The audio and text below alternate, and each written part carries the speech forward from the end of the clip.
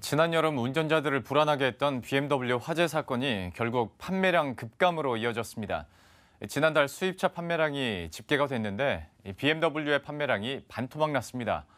정부는 BMW 사태를 계기로 제조사의 책임을 높이기 위해 징벌적 손해배상제를 도입하고 결함 조사도 강화하기로 했습니다.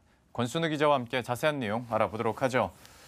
예상은 했었는데 예. BMW 판매량 얼마나 급감했습니까? 8월 수입차 판매량이 집계가 되는 순간부터 좀 관심사였는데요. 예.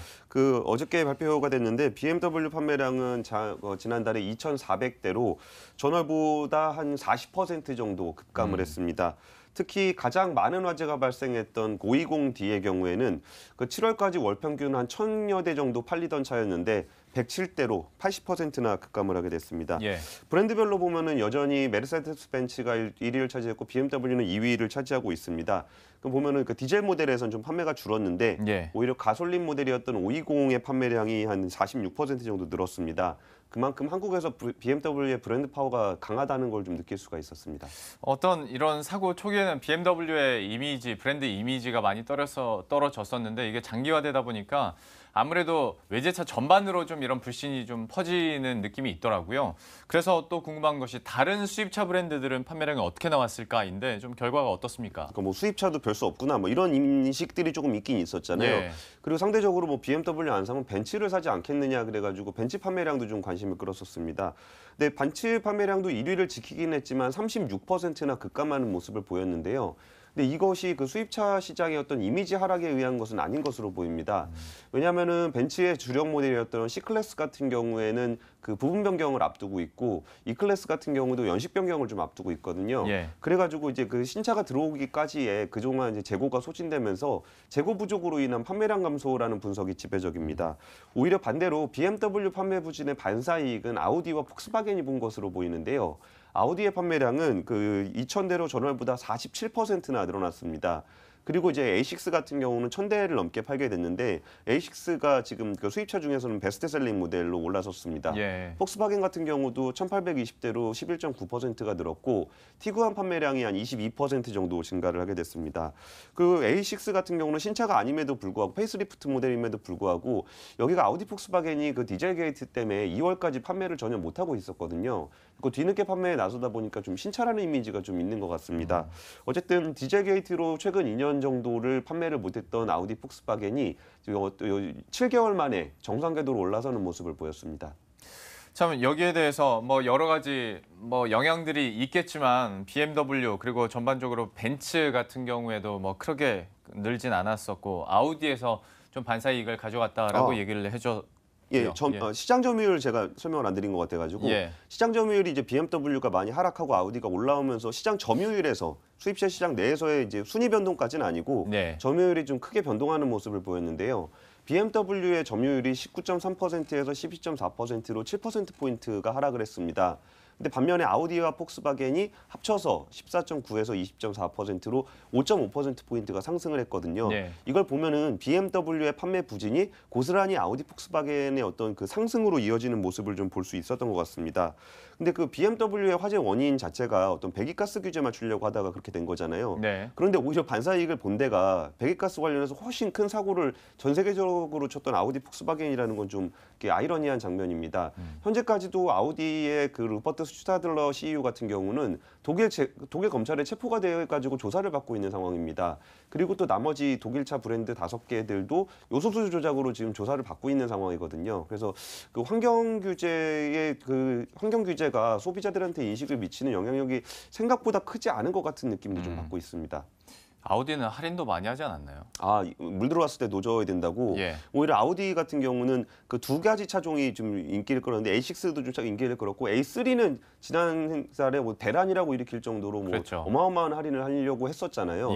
그러면서 A3 판매량이 3위까지 올라왔고 A6가 1위를 차지했고 아무래도 좀 BMW의 빈자리를 프로모션을 통해서 좀 늘리려고 했던 것도 영향을 미쳤던 걸로 보입니다.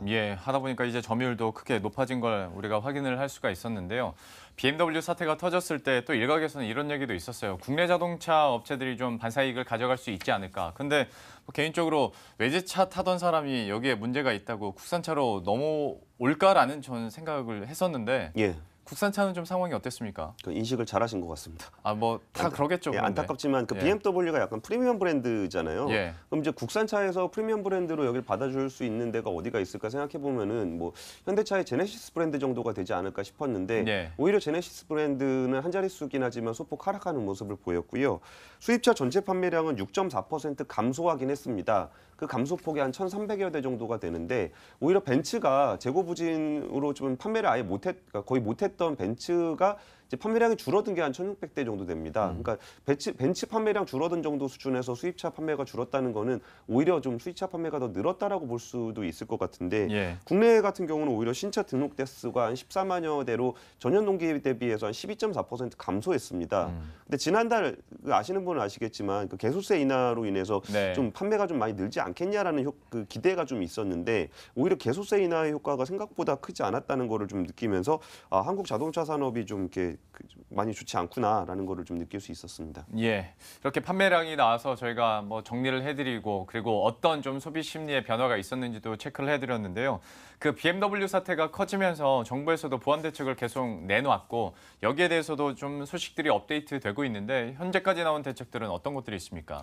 일단 그 사람들한테 피해를 끼치는 거에 대해서 굉장히 엄중하게 처벌을 하기로 해서 그 징벌적 손해배상제라고 하죠. 뭐 사망을 하거나 아니면 신체에 해를 끼치거나 아니면 제품 생산 그 상품에 문제가 생겼을 때 그 손해액을 최대 10배까지 하는 그러니까 징벌적 손해배상제 도입을 좀 추진하기로 했습니다. 그리고 또 이제 화재나 좀 지난번에 그 국토부가 여기서 뭐 운행 정지를 시킨 해 만에 뭐 지자체가 한 해 만에 이런 얘기 좀 있었잖아요. 그래서 국토부 장관이 직접 운행 정지를 시킬 수 있도록 하는 조치들이 추진이 되고 있고요. 그리고 그 해당 차종에 대한 판매를 중지시키는 방안도 마련이 되고 있습니다. 그리고 또 이제 제조사의 책임도 좀 강화하고 있는 측면이 있는데 이전에는 그 매출액 전체의 한 1% 정도만 지금 이전엔 벌금이 한 1억 원 정도 됐던 거를 그 매출액의 한 3% 정도를 과징금으로 부과할 수 있도록 하는 조치가 취해지고 있습니다.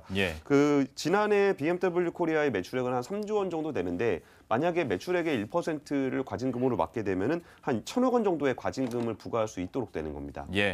참 강력한 대책들이 나오고 있는데요. 그런데 사실 좀 근본적인 해결 방안도 있어야 되지 않을까 싶습니다. 뭐 지금까지 수입차 브랜드들을 보면 결함이 있는 걸 알면서도 좀 계속 질질 끌다가 언론 보도나 사회적 공론화가 됐을 때 그때서야 리콜 조치를 하는 경우가 있었거든요.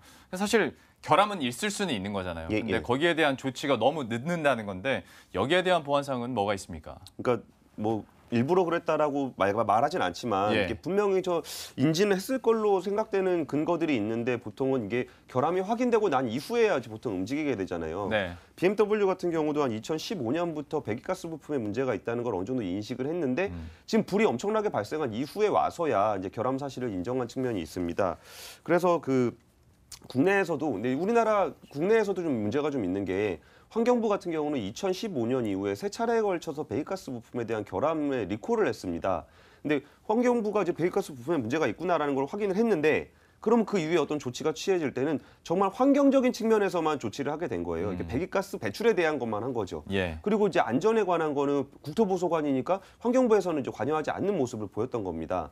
그리고 소방청이라든지 경찰청도 사고 사실이 접수가 됐을 때 자기네들의 그냥 어떤 통계 작성에만 관심을 뒀지 이게 안전을 위한 조치를 어떻게 해야 되는지에 대해서는 좀 미흡했던 것이 사실입니다. 그래서 관계부처가 시스템을 통합을 해가지고 실시간으로 그 정보들을 교류할 수 있도록 개선을 했고요. 그리고 또 결함을 조사하는 인력이 국토부에 몇 명 있는지 아십니까? 2명 있습니다. 2명. 전체 통틀어서요? 그리고 자동차연구원에 한 13명 정도가 있는데 그리고 예산은 한 9억 원 정도밖에 안 됩니다. 그 BMW 차 한 대가 얼마겠어요. 그 차를 사가지고 결함이 있는지 없는지 조사를 해보려고 그래도 9억 원 가지고는 좀 한계가 있다는 겁니다. 그래가지고 이제 관계부처의 어떤 인력이라든지 인프라라든지 예산을 좀 충원하는 조치들도 좀 진행이 되고 있고요. 그리고 이제 등록된 차에 비해서 유난히 좀 사고가 좀 많이 난다. 똑같은 사고가 좀 반복되고 있다라는 거에 기준을 잡아서 거기서 이제 자동으로 결함 조사를 할 수 있는 조치도 지금 준비가 되고 있습니다. 뭐 하나만 더 물어봐도 됩니까? 그 국토부에서 조사를 하는데 자동차 결함이 있는지 국토부에서 직접 그 돈을 다 주고 그러면 9억 원 안에서 차값을 지불하고 사와서 자체적인 결함 조사를 하는 겁니까? 그렇죠. 근데 만약에 그 자동차 회사에다가 이 자동차를 우리가 조사하려고 그러니까 줘봐 그랬을 때 그럼 여기서 조작을 해서 보낼 수도 있는 거잖아요. 아하. 그러니까 시중에 판매되고 있는 차와 똑같은 차를 가지고 해야 되는데 이게 그러니까 자기 돈을 주고서 사다가 이제 조사를 해야 되는 겁니다. 또 하나의 사례를 말씀을 드리면은 그 망가지자 사고 난 차 있잖아요. 예. 그럼 거기서 그걸 갖고 와야 거기서 이제 어떤 문제가 있었는지 결함 조사를 할 수 있잖아요. 그러면 그 사람 거를 뺏어올 수는 없잖아요. 그렇죠. 그러니까 돈을 주고 가지고 와야 되는 거예요. 아. 그래서 거기에 들어가는 예산도 이번에 배정을 하기로 했습니다. 그러기에는 예산 9억 원 그리고 현장 인원 15명은 턱도 없이 부족해 보이는데요. 이 부분에 대한 보완도 역시 좀 더 빠르게 이루어져야 될 것 같고요. 권순우 기자와 함께 현재 수입 차량의 판매량 그리고 BMW 사태와 관련된 정부의 보완 대책들을 알아봤습니다. 고맙습니다. 감사합니다.